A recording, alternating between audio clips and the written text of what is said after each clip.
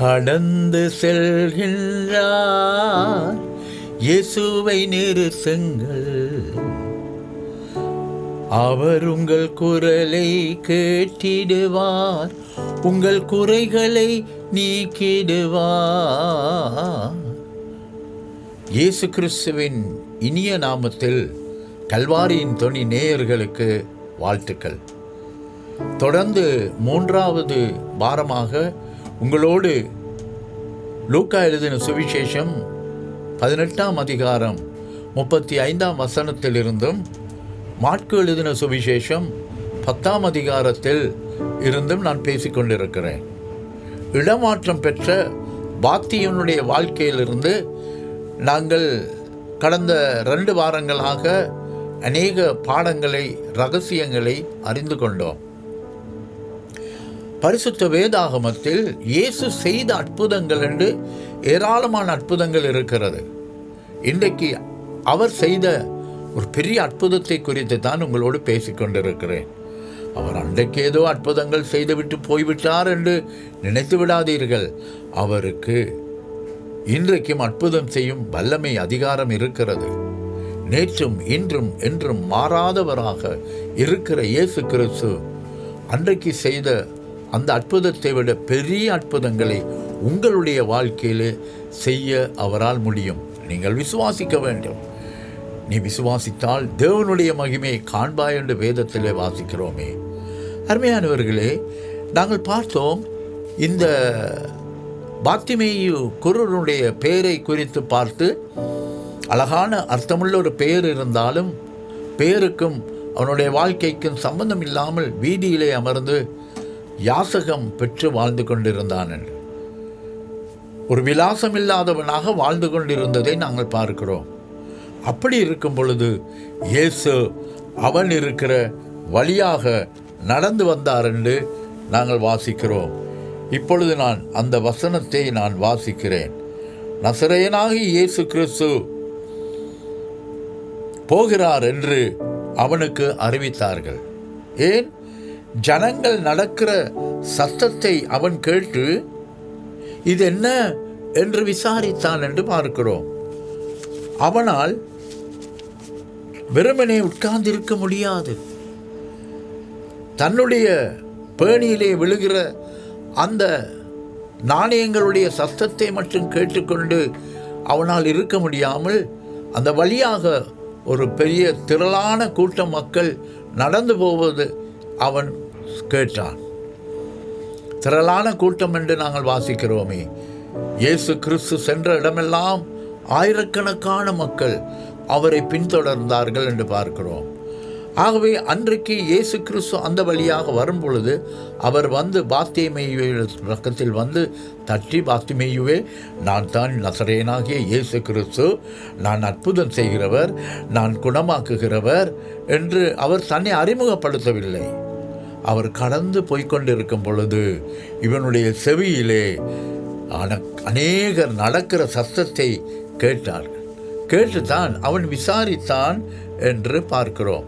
அருமையானவர்களை, இன்றைக்கும் தேவனுடைய வார்த்தையை நீங்கள் கேட்டுக்கொண்டிருக்கிறீர்கள், வாசித்து கொண்டும் இருக்கலாம். ஒருவேளை நீங்களும் அவருடைய வார்த்தையை வாசித்து அவர் எப்படிப்பட்டவரோ, அவர் என்ன செய்வாரோ, அவர் எனக்கு இறங்குவாரா, அற்புதம் செய்வாரா என்று 1000 கேள்விகள் நீங்கள் கேட்டுக்கொண்டிருக்கலாம். இங்கே நாங்கள் பார்க்கிறோம், இந்த குருடன் அமர்ந்து பிச்சை எடுத்துக்கொண்டிருந்த வழியிலே இயேசு கிறிஸ்து வருவதை நாங்கள் பார்க்கிறோம்.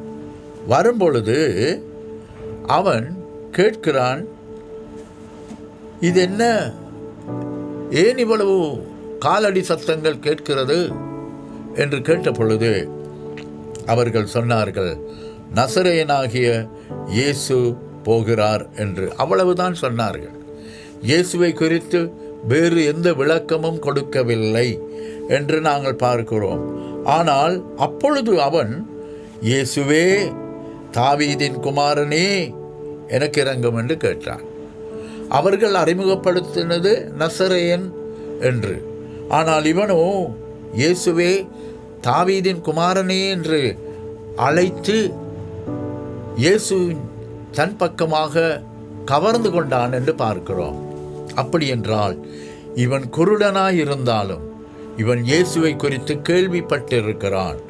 இயேசு கிறிஸ்து அற்புதம் செய்கிறவர், விடுவிக்கிறவர், குணமாக்குகிறவர், மரித்தவர்களை உயிரோடு எழுப்புகிறவர் என்று இவன் அறிந்திருந்தபடியால் தான் இயேசுவை துணிச்சலோடு, தாவீதின் குமாரனே.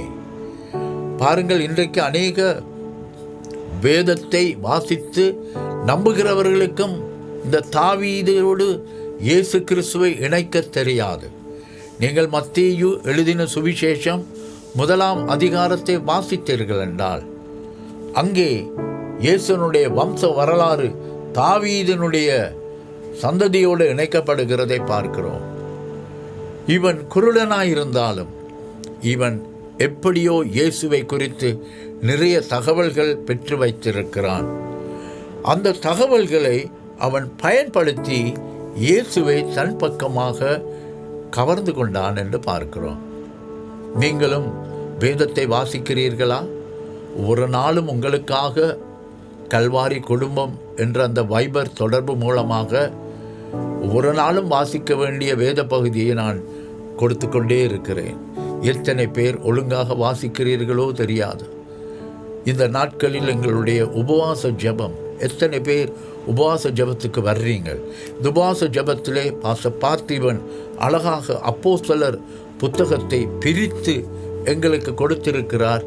நாங்கள் ஒவ்வொரு நாளும் வாசித்து அதிலே இருந்து பெந்தெகோஸ்து நாட்களில் நடந்த சம்பவங்களை, பரிசுத்த ஆவியானவருடைய கிரியைகளை கண்டுபிடிப்பதற்கு நீங்களும் வந்து இந்த ஜெபத்திலே கலந்து கொள்ளுங்கள். உபவாச ஜெபம் 14 நாளைக்கு போடப்பட்டிருக்கிறது. இன்றைக்கு 5வது நாள். இன்று காலையிலே புறப்பட்டு வாங்கள். வேலை வேலை என்று சொல்லி வீட்டில் வேலையிலே இருந்து விடாதீர்கள்.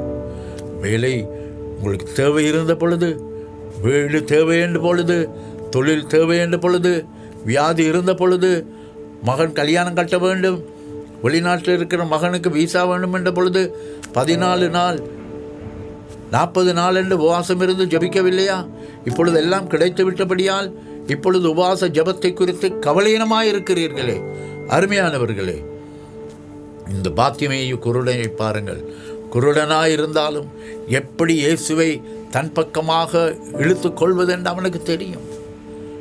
அருமையானவர்களே, அவன் இயேசுவை நோக்கி கதறினான்.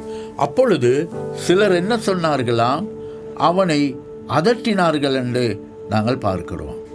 அதட்டி சொன்னார்கள், அமைதியாயிருந்து என்று சொன்னார்கள்.